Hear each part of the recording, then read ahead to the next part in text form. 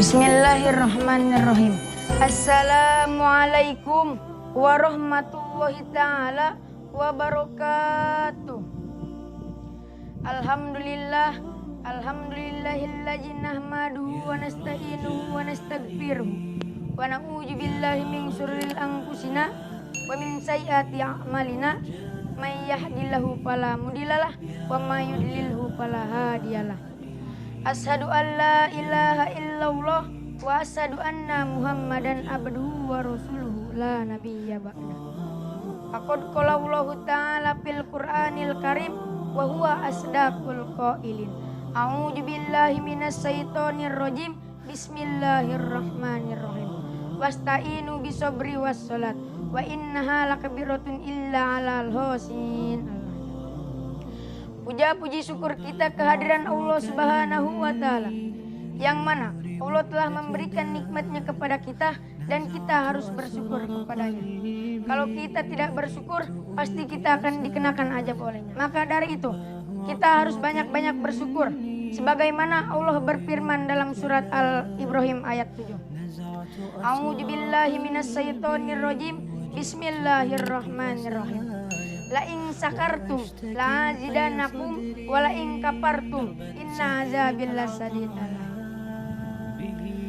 Salawat dan salam mari kita curahkan kepada keharibaan alam, yakni Kangjeng Nabi besar Muhammad sallallahu alaihi wasallam, yang mana beliau telah membawa umatnya dari zaman jahiliyah hingga zaman Islamnya, dari zaman kegelapan hingga zaman terang-menerang seperti saat ini.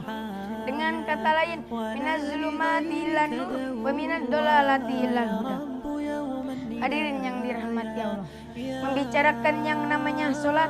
Solat adalah sarana untuk mensucikan hati. Solat terbagi menjadi 5 waktu, yakni subuh, zuhur, asar, maghrib, dan isya. Kalau kita berdoa di dalam solat tersebut, insya Allah doa kita akan diijabah oleh Allah Subhanahu wa Ta'ala. Solat juga membutuhkan tiang. Maksud tiang di sini bukan berarti tiang bendera. Maksud tiang di sini yang diibaratkan sebagai pembangunan rumah. Kalau rumah tidak memiliki tiang, pasti akan roboh. Seperti halnya solat. Kalau solat tidak ada tiangnya, tidak ada pondasinya, pasti akan hancur berantakan. Sebagaimana syair berkata, as-sholatu imaduddin. Solat adalah tiangnya agama. Solat juga sebagai perkara untuk mendekatkan diri kita kepada Allah Subhanahu wa Ta'ala. Sebagaimana pada zaman dahulu, sahabat Rasulullah Shallallahu alaihi wasallam pernah bertanya kepada Rasulullah, "Ya Rasulullah, perbuatan apa saja yang disukai oleh Allah?"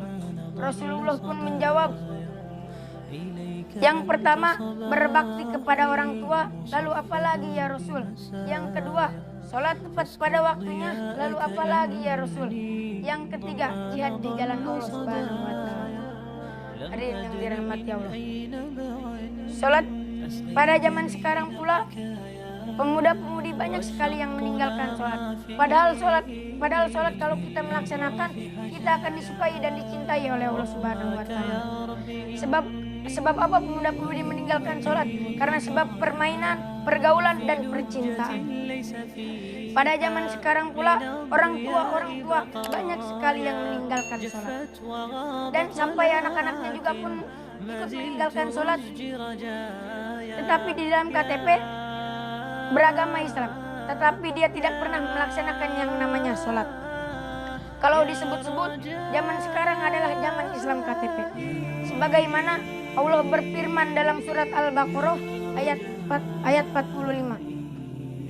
A'udzu billahi minasy syaithanir rajim. Bismillahirrahmanirrahim. Wasta'inu bisabri was salat wa innaha lakabiratun illa 'alal khashin. Dan mintalah pertolongan kepada Allah dengan sabar dan sholat. Hadirin yang dirahmati Allah, jika hati kita resah, jika hati kita gelisah, obatnya cuma satu, yaitu sholat kepada Allah Subhanahu wa Ta'ala. Cukup sekian kultum dari saya. Apabila ada kata-kata yang salah, itu datangnya dari saya, dan apabila ada kata-kata yang benar, itu langsung datangnya dari Allah Subhanahu wa Ta'ala. Unjur mangkola wala tanjur mangkola. Wassalamualaikum warahmatullahi ta'ala wabarakatuh.